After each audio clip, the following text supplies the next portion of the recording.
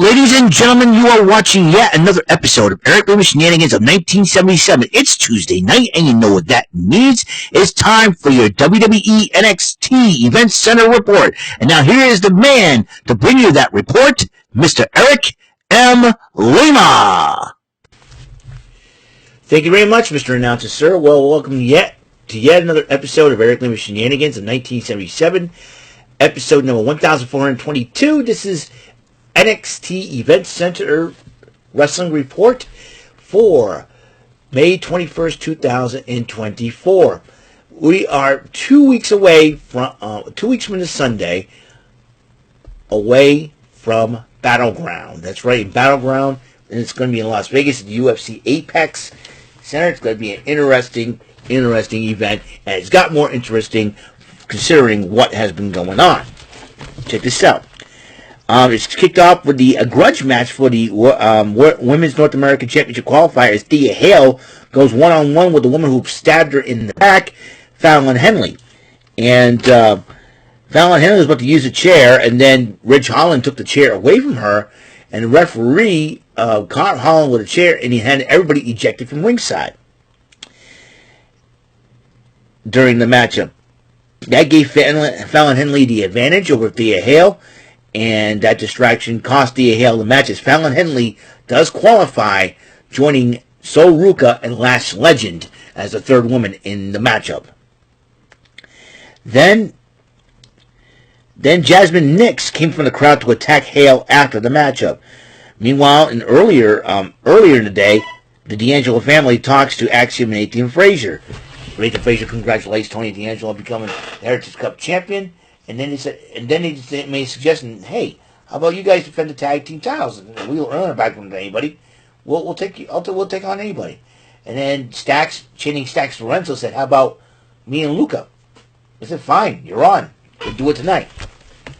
So then Kelly Kincaid interviews Gallus, and it seems like Gallus means business. They're back, and they're better than ever, and they're ready to cause a whole lot of havoc. And believe me, when the Gallus boys are back, nobody's safe. Nobody.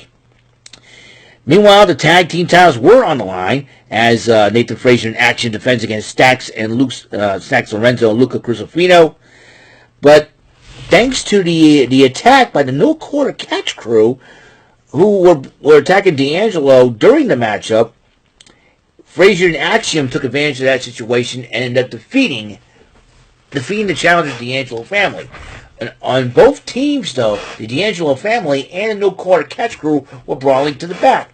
But meanwhile, the Good Brothers, Luke Gallows and Carl Anderson, blindsided the NXT Tag Team Champions and held up their titles in the end.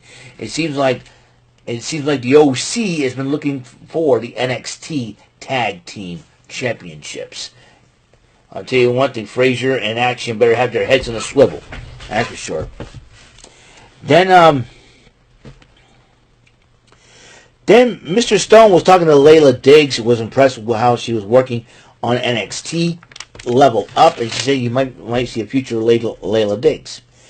And Lexis King interrupts him and starts running his mouth, and then Mr. Stone wanted to punch his lights out, but Ava goes, well, you know what happened last time when you went? I'll tell you what, you go to the ring, and I'll book you a match against a mystery opponent, you'll find out who it is, like everybody does. Meanwhile, in the back, while Tracy was trying to consult the Hale, Raleigh Osborne was angry with Ridge Holland for what happened. Ridge Holland says, hey, it's an accident. Hey, you apologize to me. And then they got to the argument to the point where Andre Chase, hold up, that's it. You guys want to sell it in the ring. And Riley Osborne goes, fine with me, and walks away. Obafemi joined on commentary in the next matchup as the triple threat match for a chance to face Obafemi at NXT BattleGround Las Vegas for the North American Championship, Wesley versus Josh Briggs and Joe Coffey. But an interesting situation in the end. Both Joe Coffey and Wesley pinned Josh Briggs, eliminating Josh Briggs in the match, naming Coffey and Wesley the winners. Kelly Kincaid, though, interviewed Natalia and Carmen Petrovich as the Canadian Connection. They said that they're ready They said they're going to need to be ready for Shayna Baszler and Lola Vice. I'm starting to have a crush on Carmen Petrovich.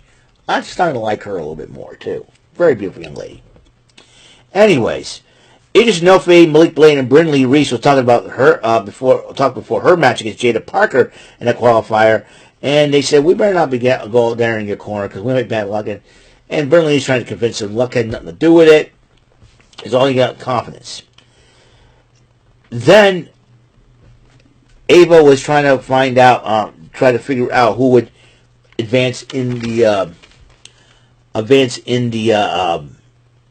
triple threat match, and Obafemi asked her, "Hey, what's your result?" And she goes, "Well, both them men pinned Josh Briggs, but here's what I'm going to do. It'll be a triple threat match for the North American title: Wesley versus Joe Coffey versus you." And Obafemi's kind of like cool with it. He's like, "Okay, I can." Hey, Obafemi knows that he's going to be tested. And Obafemi, he has no problem with that. And there's some social media influencer and recording artist Sexy Red's coming to NXT next week. And she's kind of looking forward to it. She's very beautiful. She's okay. Very beautiful. But why is she there? We'll find out next week on NXT. The Women's North American title qualifier, Brindley Reese against Jada Parker. These two ladies went at it until Idris Nofe and Malik Blade showing up at ringside and ended up costing Brindley Reese the matchup as Jada Parker advances. Now there's 4. And there are 2 matches left. Michin is going to go one-on-one with Tatum Paxley for one qualifier. And Kaylani Jordan will go up against Ren Sinclair for the other qualifier for the final spot in that North American ladder match. Jasmine Nix was talking to Fallon Henley, and she said, "He looks impressive. I got revenge for JC Jane, Anthony Hale, but you probably need friends." And she's like, "Whatever. Well, best of luck to you." And Nix walks away. Then there's a vignette of somebody waking up, and I get a feeling that you might see the return of Wendy Chu to NXT.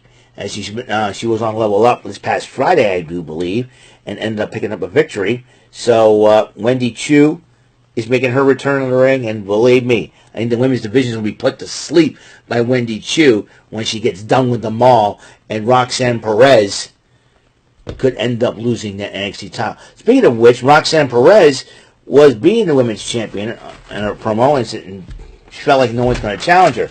Ava was on the phone, and it's like he talked. Oh yeah, Nick and Adam are in agreement. What is going on? Who is Roxanne Perez going to defend the women's championship against in NXT? We're just going to have to find out next week who's going to face her at BattleGround. Could it be the newcomer Julia? But she's still got a few dates to work with her new organization Marigo before she makes her NXT debut pretty soon. Will it be a new signee? Will it be a newcomer that we haven't heard of? A returning wrestler like a Wendy Chu? Who knows what's running through Ava's mind? Who is going to challenge Roxanne Perez? We'll find out next week. Meanwhile, Lexis King came out to address the NXT universe and said, "Hey, who's going to challenge me? Well, I'll beat him." Robert Stone comes out with Robert Stone. Wait a minute, didn't Ava tell him? But then he introduces Dante Chen. Dante Chen went up against Lexis King. Ladies and gentlemen, Lexis King lost. That's right, a major upset. Dante Chen. As Lexis King was about to go for the coronation, Dante Chen countered into a roll-up, into a pin, and Dante Chen won. This is a big victory for Dante Chen. Lola Vice and Shayna Baszler were talking before their matchup, and Baszler says, "Let's leave the dancing in the back." And then Lola Vice says, "I know, but when we celebrate, I'm going to be dancing because I'm a Latina." A little bit more on that situation. Trick Williams comes out and addresses Noam Dar. I thought he was going to call him out for a fight and challenge him to a matchup. Metaphor comes out. Jakara Jackson and Oro Mensah said that Trick Williams attacked Noam Dar. Lex Legend doesn't believe that and says, "Whose side are you on?" But then Joe Coffey comes out, interrupts Metaphor and Williams, and says You know what? You know why we're here and you know why we're back? And then Mark Coffey and Wolfgang were attacking Trick Williams until Javon Evans, the new kid, helps him out. But Gallus, numbers advantage. Gallus had the numbers advantage, lays both men out. And Joe Coffey was holding the NXT title. It looks like Joe Coffey wants to collect some serious gold in NXT. We'll find out. I know he's got a shot at the North American title. We'll see if he can make history by doubling up on that. Meanwhile, Robert Stone and Ava congratulated Dante Chen, and Dante Chen thanked both of them for the opportunity. So that will be a heck of a deal. Meanwhile, the Canadian Connection, Carmen Petrovich and Lola Vice against Natalia against Lola Vice and Shayna Baszler. These four ladies went at it. I mean, but then the Canadian Connection picked up the victory in the end when they used an old maneuver perfected by her uncle and her dad, Natalia's uncle and dad, the heart attack, 1, 2, 3. And then as Shayna Baszler was up on Lola Vice, after the match, Lola Vice kicks Baszler in the face, started shaking her booty, and started to walk away. But then Shayna Baszler got up from that kick, hit her with the Kirifuda clutch. Referees trying to come out to separate the two, and as Lola Vice tried to make a retreat, Shayna Baszler went after her. Ava goes, okay, that's enough. You know what? People want to see this matchup. I want to see this matchup. We'll make it at NXT NXT BattleGround. But then Shayna Baszler grabs the microphone and says, nah, Underground. So it'll be an underground match between Lola Vice and Shayna Baszler at NXT BattleGround. So that's what I meant to say. So, and there is that. Well, that is all the time we have on this great show. Episode 1422 of Eric Lima Shenanigans of 1977. I want to thank everybody for tuning in to the show. That's right, tomorrow will be AEW Dynamite. Well, my other another dream match between Tony Storm and Harley Cameron coming true, but this time around, it'll be a tag match. Tony Storm will have Mariah May as her partner. The timeless Tony Storm will have Mariah May as her partner, while Harley Cameron's got Saraya to back her up as a partner. So, can't wait for that. Also tomorrow, the Joker's Wild. Once again, I do that battle against that rotten devil. We'll find out if I become victorious. So, I want to thank everybody for tuning in. Thank you for watching. And until the next episode comes rolling around, guys, Mr. Announcer, take us home. That is all for today's episode. This is your announcer speaking for Eric Lima Shenanigans of 1977. A Big Beefy E, doing for Bob Saget Productions, and in association with Regan Bofa Telepictures and Distribution. Thank you for watching today's episode. Tune in next time for another episode of Eric Lima Shenanigans of 1977. Goodbye for now.